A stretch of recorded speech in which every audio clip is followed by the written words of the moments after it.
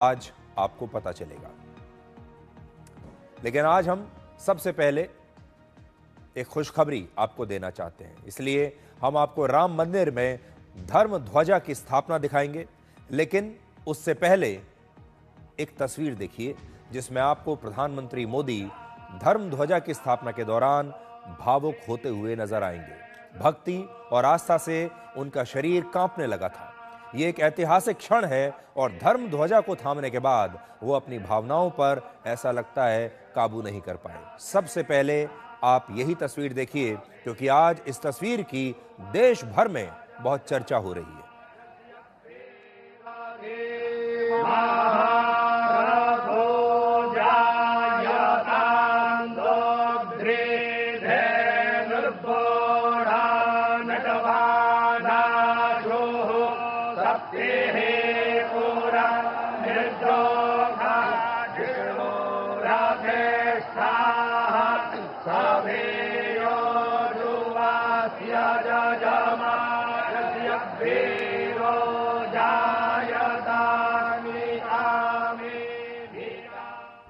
अब तक आपने एक नए युग की शुरुआत कहानियों या इतिहास की किताबों में पढ़ी होंगी।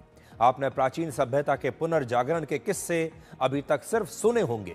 लेकिन आप और हम और भारत की ये पीढ़ी बहुत सौभाग्यशाली हैं जो एक नए युग की शुरुआत अपने जीवन काल में होते हुए देख पा रही है। राम मंदिर की धर्म ध्वजा सिर्फ एक ध्वज नहीं है, ये भारतीय सभ्यता के पुनर्जागरण का ध्वज है और ये एक नए आध्यात्मिक युग की शुरुआत है। तो आइए अब आपको सनातन की उस स्वर्णिम यात्रा पर लेकर चलते हैं जिसकी प्रतीक्षा सदियों से हो रही थी। महाभारत का एक श्लोक है, धर्मो रक्षति रक्षितः, जिसका अर्थ है जो धर्म की रक्षा करता है धर्म उसकी रक्षा करता है। यही भारतवर्ष और सनातन का सूत्र वाक्य भी है। करीब 500 वर्षों के संघर्ष के बाद आज अयोध्या के राम मंदिर पर एक बार फिर से धर्म ध्वजा की स्थापना हुई है और इसके साथ ही राम मंदिर आज संपूर्ण हो गया। सनातन की मान्यता के अनुसार मंदिर 2 चरणों में संपूर्ण होता है। पहला, जब मंदिर में देवता की प्राण प्रतिष्ठा होती है, और दूसरा, जब मंदिर के शिखर पर धर्म ध्वजा स्थापित होती है। और ऐसा होने तक मंदिर को अधूरा ही माना जाता है। और आज इस धर्म ध्वजा के साथ एक बार फिर से अयोध्या धाम में पूर्ण वैभव की स्थापना हुई है। और इस विश्वास, आस्था और गौरव की प्रतीक्षा हमारे देश में पिछले 500 वर्षों से हो रही थी। लेकिन इस दौरान सनातन धर्म को मानने वालों का विश्वास कभी भी मर्यादा पुरुषोत्तम श्री राम में कम नहीं हुआ। सनातन में अयोध्या को भारतीय सभ्यता की राजधानी माना जाता है। आप कह सकते हैं अयोध्या हमारी आध्यात्मिक राजधानी है। इसलिए यह धर्म ध्वजा सिर्फ एक केसरिया झंडा नहीं है, यह सनातन के स्वाभिमान की वापसी का प्रतीक है। और अब एक बार फिर से अयोध्या की वही पुरानी भव्यता लौट आई है। राम मंदिर निर्माण के संघर्ष का तीसरा और आखिरी अध्याय ये धर्म ध्वजा है। तो आप याद कीजिए, इसका पहला चरण अगस्त 2020 में राम मंदिर के भूमि पूजन और शिलान्यास के साथ शुरू हुआ था। दूसरा चरण जनवरी 2024 में राम मंदिर की प्राण प्रतिष्ठा के साथ पूरा हुआ। और अब आज धर्म ध्वजा के साथ ही राम मंदिर संपूर्ण हो गया है।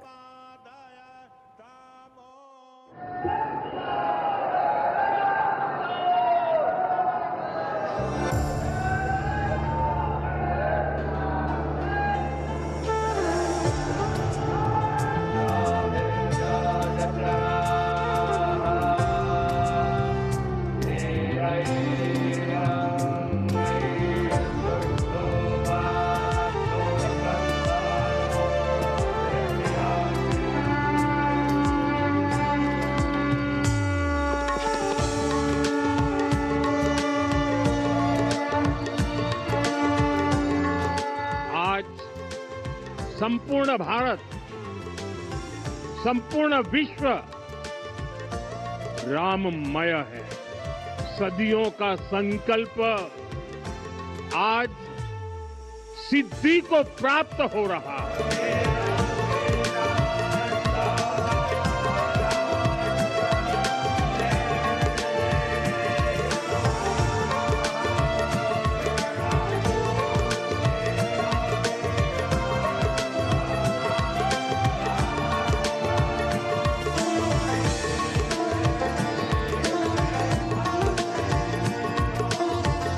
ये धर्म ध्वजा केवल एक ध्वजा नहीं, ये भारतीय सभ्यता के पुनर्जागरण का ध्वज है।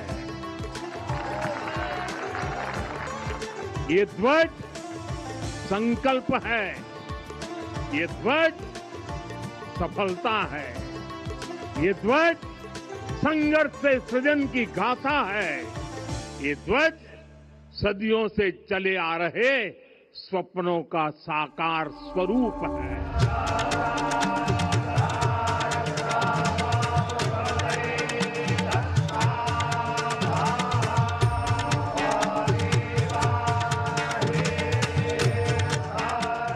भगवान श्री राम के भव्य मंदिर पर ध्वजारोहण एक यज्ञ की पूर्णाहुति नहीं बल्कि एक नए युग का शुभारंभ है।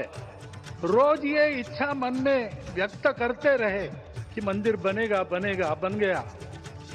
और आज उस मंदिर निर्माण की शास्त्रीय प्रक्रिया पूर्ण हो गई। ये धर्म ध्वज आह्वान करेगा सत्यमेव जयते नानृतम, यानी जीत सत्य की ही होती है, असत्य की नहीं। सियावर रामचंद्र की, सियावर रामचंद्र की जय सिया राम।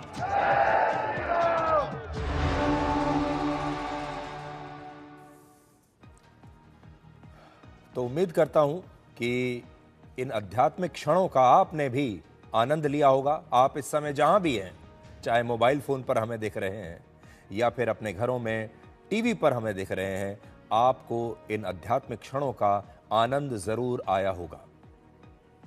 धर्म ध्वजा से जुड़ा एक पौराणिक किस्सा है, लेकिन उससे पहले ये पंक्ति सुनिए। ध्वज पताक तोरणपुर छावा, कहीं न जाई जेहि भांति बनावा, सुमन वृष्टि आकाश ते होई, ब्रह्मानंद मगन सब लोई। ये जो चौपाई है ये गोस्वामी तुलसीदास द्वारा रचित रामचरित मानस की है और हिंदी में इसका मतलब है कि जब लंका विजय के बाद भगवान श्री राम अयोध्या लौटे थे, तब पूरी अयोध्या को केसरिया रंग के ध्वज, पताका और तोरण से सजाया गया था। देवताओं ने भी फूलों की वर्षा की थी और लोग इतने खुश थे मानो उन्हें सब कुछ मिल गया हो। और भगवान राम के भक्त ऐसा मानते हैं कि इस समय एक बार फिर अयोध्या में वैसा ही उत्सव मनाया जा रहा है। अयोध्या के राम मंदिर की प्राण प्रतिष्ठा के 673 दिनों के बाद प्रधानमंत्री मोदी और आरएसएस प्रमुख मोहन भागवत ने इस मंदिर के शिखर पर धर्म ध्वजा स्थापित की और आज सुबह 11:50 पर अभिजीत मुहूर्त में मंत्रोच्चार के साथ राम मंदिर के शिखर पर यह केसरिया ध्वज फहरा दिया गया। सबसे पहले आप सनातन से जुड़ी इस अद्भुत घटना की तस्वीरें देखिए।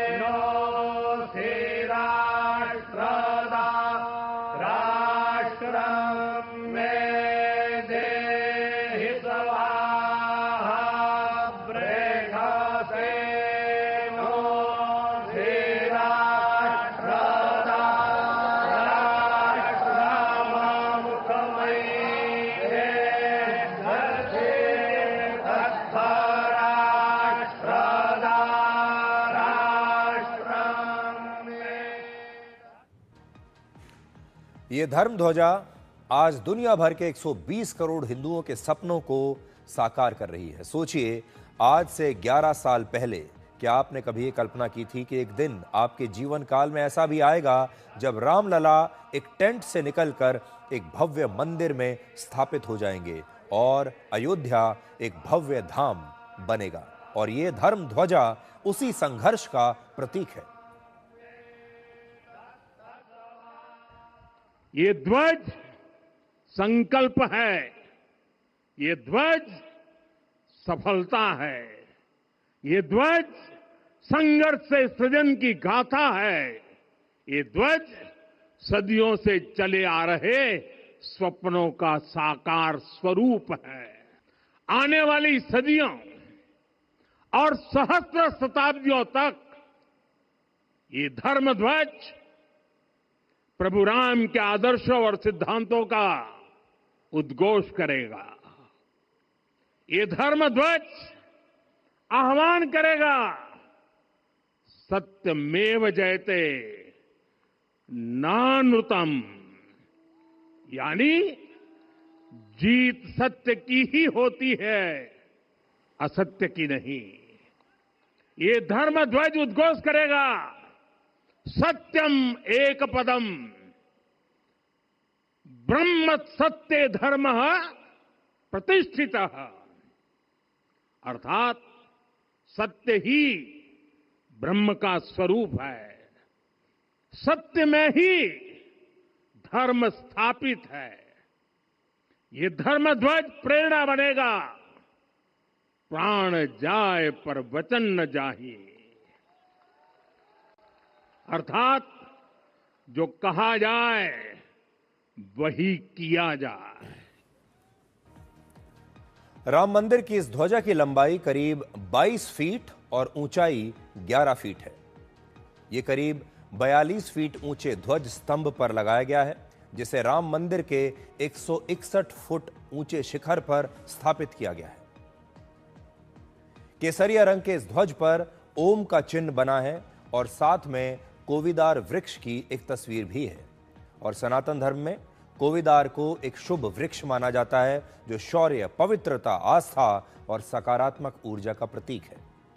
श्री राम सूर्यवंशी हैं और सूर्यवंश के राजाओं के ध्वज पर सदियों से यही प्रतीक मौजूद रहा है। और इस ध्वज पर सूर्य देवता भी हैं, जो विजय का प्रतीक माने जाते हैं।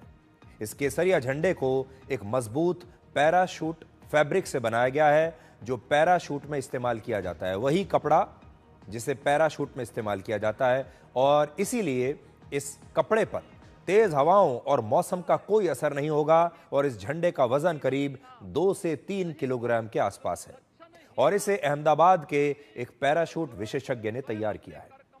धर्म ध्वजा स्थापित करने से पहले प्रधानमंत्री मोदी ने आरएसएस प्रमुख मोहन भागवत के साथ मंदिर की पहली मंजिल पर बने राम दरबार में जाकर पूजा और आरती की। इसके बाद उन्होंने रामलला के दर्शन किए और प्रधानमंत्री मोदी आज रामलला के लिए नए वस्त्र और एक पारंपरिक पंखा लेकर भी पहुंचे, जिसे कहते हैं चंवर।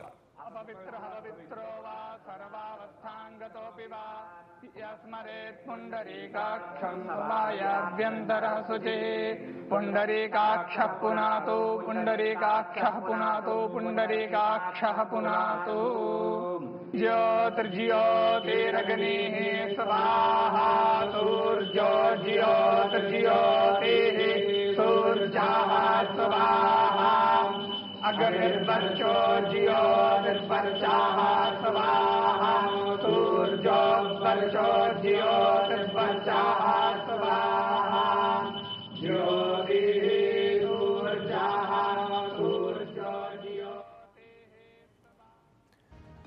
और जैसा कि शुरुआत में मैंने आपको एक तस्वीर दिखाई थी और आपको बताया था कि आज धर्म ध्वजा की स्थापना के दौरान प्रधानमंत्री मोदी भावुक हो गए थे। अब आपको इसकी वजह बताते हैं। राम मंदिर आंदोलन से लेकर राम मंदिर के निर्माण तक प्रधानमंत्री मोदी की एक बहुत अहम भूमिका रही है। वर्ष 1990 में लाल कृष्ण आडवाणी ने सोमनाथ से अयोध्या तक एक रथ यात्रा की शुरुआत की थी और यही रथ यात्रा राम मंदिर आंदोलन का सबसे बड़ा राजनीतिक मोड़ साबित हुई थी। प्रधानमंत्री मोदी को इस रथ यात्रा का रणनीतिकार माना जाता है। इस रथ यात्रा की पूरी प्लानिंग, इस यात्रा का रूट और जनसंपर्क अभियान उन्होंने ही तैयार किया था। और उस समय प्रधानमंत्री मोदी गुजरात बीजेपी के महासचिव थे और गुजरात में उन्होंने ही इस रथ यात्रा का नेतृत्व किया था। ये वो दौर था जब प्रधानमंत्री मोदी पर्दे के पीछे रहकर एक रणनीतिकार के रूप में अपनी भूमिका निभाते थे। उस समय गुजरात में प्रधानमंत्री मोदी को ही आडवाणी की रथ यात्रा का असली सारथी कहा जाता था। और आडवाणी जी ने बाद में एक लेख में लिखा कि भगवान राम ने प्रधानमंत्री मोदी को अयोध्या में राम मंदिर के निर्माण के लिए ही चुना था। अब आप इन 4 तस्वीरों से राम मंदिर में प्रधानमंत्री मोदी की भूमिका को समझ सकते हैं।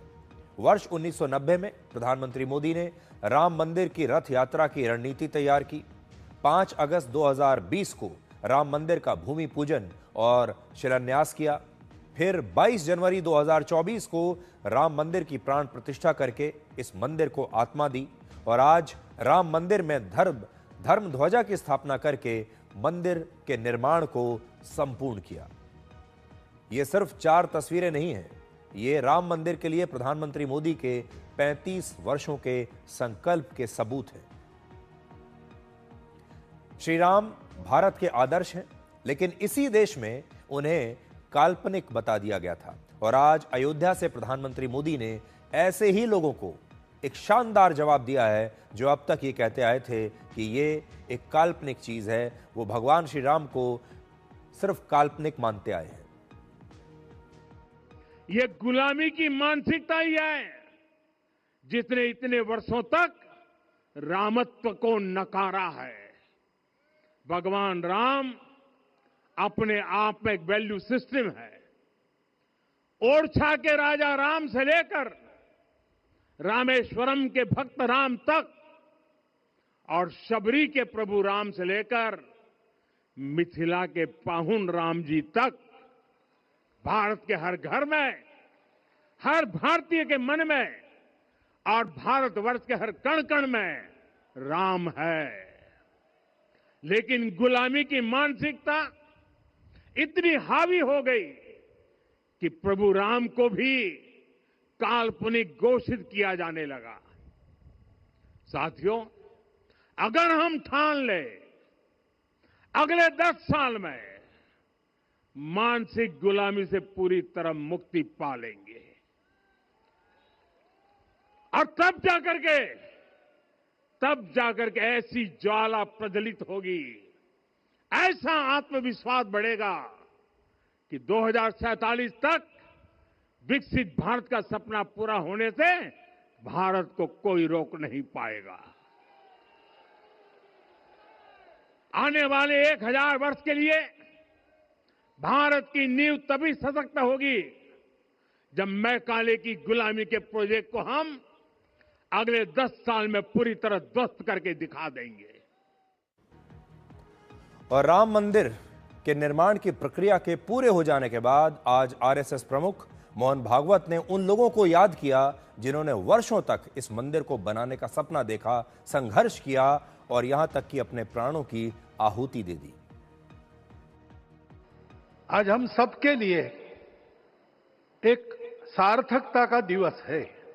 इतने लोगों ने सपना देखा, इतने लोगों ने प्रयास किए, इतने लोगों ने अपने प्राण अर्पण किए। आज उनकी स्वर्गस्थ आत्मा तृप्त हुई होगी। आज वास्तव में अशोक जी को वहां शांति मिली होगी। जो पीछे रहे वो भी रोज ये इच्छा मन में व्यक्त करते रहे कि मंदिर बनेगा बनेगा, बन गया। और आज उस मंदिर निर्माण की शास्त्रीय प्रक्रिया पूर्ण हो गई, ध्वजारोहण हो गया। राम राज्य का ध्वज जो कभी अयोध्या में फहराता था और संपूर्ण विश्व में अपने आलोक से सुख शांति प्रदान करता था, वो ध्वज आज फिर से नीचे से ऊपर चढ़ता हुआ और अपने शिखर पर विराजमान होता हुआ हमने अपनी आंखों से देखा है, इसी देह में देखा है। आज का दिन बहुत खास है क्योंकि आज सिख धर्म के 9वें गुरु तेग बहादुर जी का 350वां शहीदी दिवस भी है। उन्होंने 24 नवंबर 1675 को कश्मीरी हिंदुओं को मुगल बादशाह औरंगजेब से बचाने के लिए अपनी शहादत दी थी। और राम मंदिर सिर्फ सनातन धर्म ही नहीं बल्कि सिखों की भी एक साझी विरासत है। ये एक आपको दिलचस्प किस्सा मैं सुना रहा हूं। वर्ष 1858 में निहंग सिखों ने बाबरी मस्जिद पर कब्जा करके वहां पर भगवान राम की एक मूर्ति को स्थापित कर दिया था और मस्जिद की दीवारों पर राम नाम लिख दिया था। और जिस निहंग सिख बाबा फकीर सिंह खालसा ने यह कब्जा किया था बाबरी मस्जिद पर, उनके वंशज आज भी राम मंदिर को उतना ही सम्मान देते हैं। यानी कश्मीरी हिंदुओं को बचाने से लेकर राम मंदिर की रक्षा तक सिखों और हिंदुओं ने मिलकर बाहर से आने वाले आक्रमणकारियों का मुकाबला किया है। और अब आप निहंग सिख बाबा फकीर सिंह खालसा के वंशज का यह बयान सुनिए। ये जो राम मंदिर की जो सबसे पहले जिन्होंने वहां पे जाके मुसलमानों से कब्जा लिया, मैं उन्हीं के खानदान से, उनकी अंशवंश से 8वीं पीढ़ी से हूँ। वो हमारे बुजुर्ग थे, वो निहंग सिंह थे, वो गुरु का खालसा था। जो गुरु के खालसे ने 1858 में जो काम किया, हम उसी परंपरा को आगे लेके जाएंगे। हम भी सनातन का एक हिस्सा हैं, हमारा ही ये धर्म है, हम ही जो हैं जिन्होंने इसको बचाया। अब आप अयोध्या के विकास का ये राम मंदिर अध्याय देखिए। खुद प्रधानमंत्री मोदी ने आज कहा कि प्राण प्रतिष्ठा से लेकर अब तक 45 करोड़ श्रद्धालु अयोध्या में राम मंदिर आकर दर्शन कर चुके हैं। भारत की जनसंख्या 146 करोड़ है और इस हिसाब से देश के लगभग हर 3 में से 1 व्यक्ति ने रामलला के दर्शन किए हैं। अभी सिर्फ टूरिज्म से ही अयोध्या में लगभग 12,500 करोड़ रुपए तक की कमाई हो रही है, जो वर्ष 2028 तक 18,000 करोड़ रुपए हो सकती है। पूरे उत्तर प्रदेश में बढ़ते टूरिज्म से सरकार को 20 से 25,000 करोड़ रुपए का अतिरिक्त टैक्स रेवेन्यू मिल सकता है। श्रद्धालुओं की बढ़ती संख्या को संभालने के लिए अयोध्या में 85,000 करोड़ रुपए का निवेश किया जाएगा और वर्ष 2031 तक अयोध्या में रहने वाले हर एक व्यक्ति के मुकाबले 10 श्रद्धालु आएंगे। अभी अयोध्या की जनसंख्या करीब 25 लाख है, यानी सालाना कम से कम 2.5 करोड़ श्रद्धालु यहां आएंगे। असली आंकड़ा इससे कहीं ज्यादा हो सकता है। श्रद्धालुओं की वजह से वर्ष 2024 से 25 के बीच राम मंदिर ट्रस्ट की कुल आय 327 करोड़ रुपए रही और राम मंदिर देश का चौथा सबसे ज्यादा कमाई करने वाला मंदिर बन गया है, जहां लोग सबसे ज्यादा पैसा देते हैं। और अयोध्या में 20,000 नई नौकरियां मिलेंगी और सिर्फ मंदिर परिसर में ही करीब 1,000 नौकरियां उत्पन्न होंगी। तो अयोध्या एक आध्यात्मिक राजधानी अब भारत की बन गया है और साथ ही आध्यात्मिक राजधानी जब कोई शहर बनता है तो उस शहर में रहने वाले लोग, उनके जीवन में क्या बदलाव आता है, यह भी अभी आपने देखा। अब एक और बड़ी दिलचस्प बात आपको बताते हैं। क्या आप जानते हैं कि भगवान राम के नाम के साथ चंद्र क्यों लगा है? हम उन्हें भगवान रामचंद्र क्यों कहते हैं? पौराणिक कथाओं के मुताबिक लंका से भगवान श्री राम के लौटने के बाद अयोध्या में एक बहुत बड़ा उत्सव हुआ और भगवान सूर्य ने अपना रथ वहीं रोक दिया। नतीजा यह हुआ कि अयोध्या में करीब 1 महीने तक दिन चलता रहा, रात हुई ही नहीं। यानी एक दिन जो है वो 1 महीने तक चला, क्योंकि सूर्य देव वहीं पर रुक गए, जिसकी वजह से चंद्रदेव भगवान श्री राम का दर्शन करने के लिए बहुत तत्पर थे और वो दर्शन नहीं कर पा रहे थे। वो नाराज थे, रो रहे थे, दुखी थे, क्योंकि चंद्रदेव को लगता था कि जब तक सूर्यदेव जाएंगे नहीं तो रात होगी नहीं और चंद्रदेव कैसे आएंगे। तो वो लगातार कहते रहे कि सूर्यदेव जब तक यहां रहेंगे तब तक मेरी बारी नहीं आएगी और मैं भगवान श्री राम के दर्शन कैसे करूंगा। तब भगवान श्री राम ने चंद्रदेव को इंतजार करने के लिए कहा और उन्हें अगली बार उन्होंने भरोसा दिया कि जब मैं अगला जन्म लूंगा तो मैं चंद्रवंश में लूंगा। भगवान श्री राम ने कहा कि इस बार तो मैंने सूर्यवंश में जन्म लिया है, इसलिए भगवान सूर्य का यहां होना जरूरी है, लेकिन अगली बार मैं चंद्रवंश में जन्म लूंगा और आपके साथ रहूंगा। और जब चंद्रदेव ने यह कहा कि भगवान इसमें तो बहुत समय लगेगा, मैं तब तक इंतजार करते करते ही शायद मर ना जाऊं, इतना इंतजार करने की स्थिति में मैं नहीं हूं कि जब आप अगला जन्म लेंगे चंद्रवंश में लेंगे और तब मुझे आपके दर्शन करने को मिलेंगे, मैं तब तक इंतजार नहीं कर सकता। और तब भगवान श्री राम ने चंद्रदेव से कहा, तो ठीक है, आज से मैं आपका नाम अपने नाम के साथ जोड़ लेता हूं। और तभी से भगवान श्री राम ने चंद्र को अपने नाम के साथ जोड़ लिया और उनका नाम हो गया रामचंद्र, जबकि वो सूर्यवंशी थे। और सूर्यवंशी होने के नाते उनके नाम के साथ चंद्र लगा हुआ है और इसीलिए उन्हें भगवान रामचंद्र कहा जाता है। दुनिया में कुछ धर्मों ने दूसरे धर्मों और पूरी सभ्यता को ही जड़ से समाप्त किया है। इजिप्ट के देवता आज एक म्यूजियम का हिस्सा बनकर रह गए हैं। ग्रीस यानी यूनान के देवता अब आपको सिर्फ कविताओं में मिलते हैं। रोम के देवता सिर्फ ग्रहों और कैलेंडर में सीमित होकर रह गए हैं और महान एज़टेक और इंका सभ्यता के देवता सिर्फ किताबों में बचे हैं। लेकिन हमारी सनातन परंपरा के साथ कुछ अलग हुआ है। सिर्फ सनातन में ही ऐसा हो सकता था। सनातन के मूल्य, आदर्श और संघर्ष की वजह से हमारी धर्म ध्वजा आज भी लहरा रही है और आज भी स्थापित है। आज के इस कार्यक्रम की एक और खास बात यह है कि धर्म ध्वजा के इस कार्यक्रम में राम मंदिर आंदोलन से जुड़े करीब 7,000 लोगों को और कार सेवकों को खास तौर पर बुलाया गया था। ये वो लोग हैं जिन्होंने राम मंदिर के निर्माण के लिए संघर्ष किया, जेल गए और बहुत सारे परिवार तो ऐसे हैं जिनके लोगों ने अपनी जान की कुर्बानी दे दी।